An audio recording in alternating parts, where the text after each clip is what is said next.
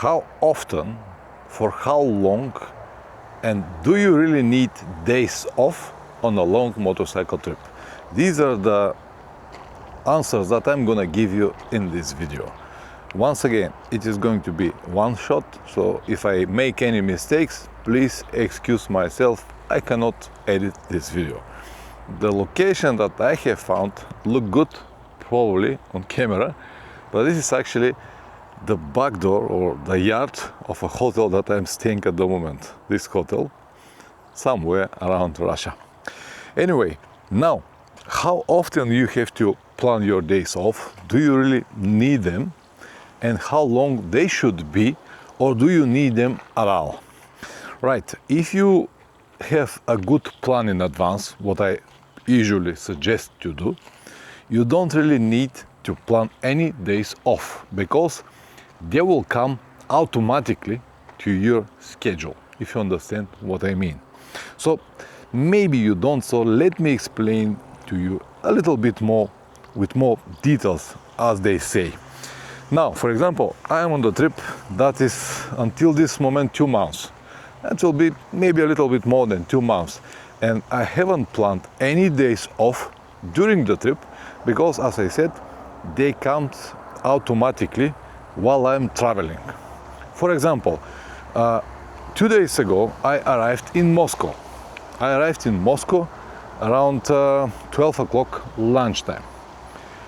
That is mean that I had the whole afternoon, like a day off, and I used it to go and walk around Red Square and many more different beautiful places around Moscow.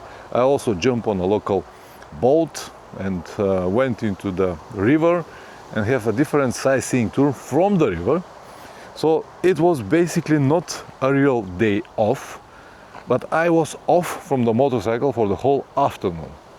The day after that, which is basically mean yesterday, I also was not riding. I spent it again in Moscow, going in a few different places around the city, and it was like a second day off for me. But as I said before, it was not planned as a day off. It was not something that I have in my original first plan, like a 0 day, you can say this way, without any mileage. They just come automatically. Also, because every day I start riding very early, let's say something like 6 o'clock in the morning, and when you start very early, you have so much time to do anything. I found a good bench here, like this.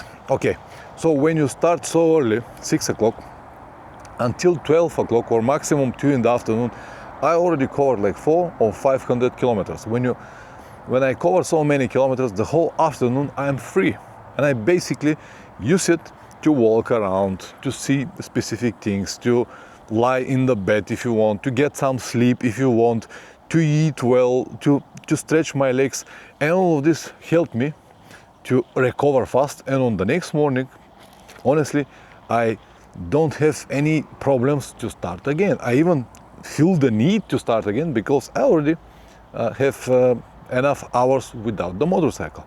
That's why, in my opinion, you don't really need to plan days off, because many people ask me, how often you have days off? Once per week, once per 2 weeks, or once every second day or something like that? No, never ever. As I told you, they just come automatically.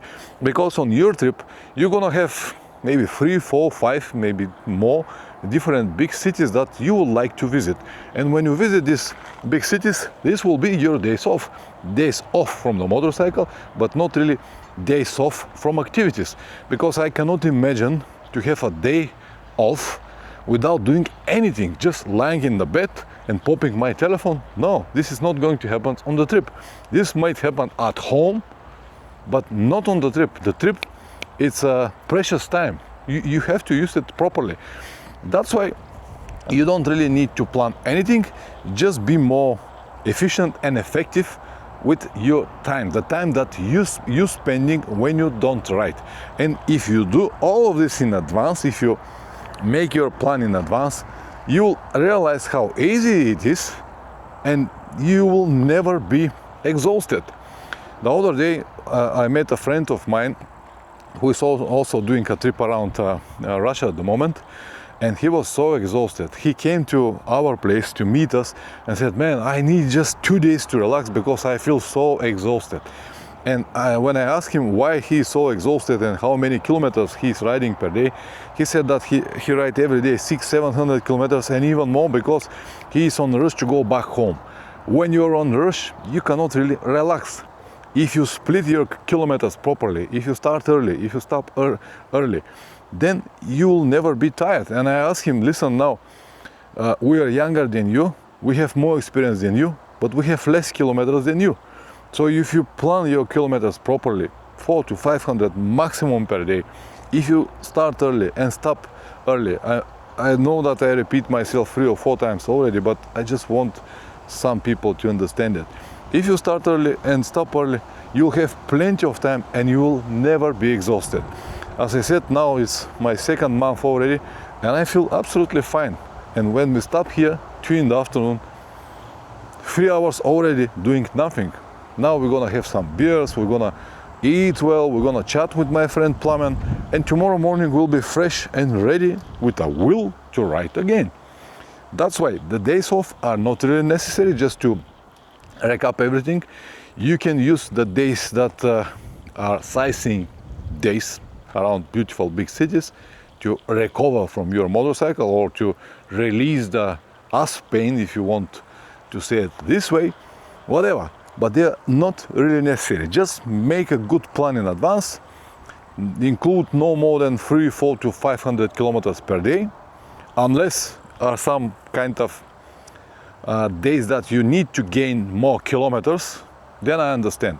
But you don't need to ride every day 600, 700 or 800 kilometers, and you don't need to plan every week at least 1 day or every few days a day off, because they will come automatically if you just use your brain.